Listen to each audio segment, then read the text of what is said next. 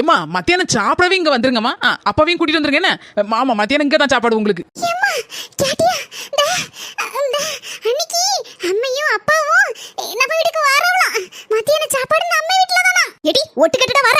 அம்மா அப்படி வந்து நான் காத்து வகல கேட்டேன். இந்த பாருமா, அன்னைக்கு அம்மையும் அப்பாவும் வந்தவனா சிக்கன் மட்டன் எடுக்க வேண்டியிருக்கும். நம்ம துட்டெல்லாம் இதுலயே கரஞ்சு போயிரும், பாத்துக்கோ. எடி அதுக்காண்டி வந்த ஆளுக்கு சாப்பாடு போடாம விட முடிய மாட்டி? ஏம்மா சிக்கனமா இருந்தாதான் வாழ்க்கையில வசர முடியும். சிக்கன் மட்டன் எல்லாம் செய்து கொடுத்து சரி வருமா? நல்ல யோசி, நல்ல யோசி.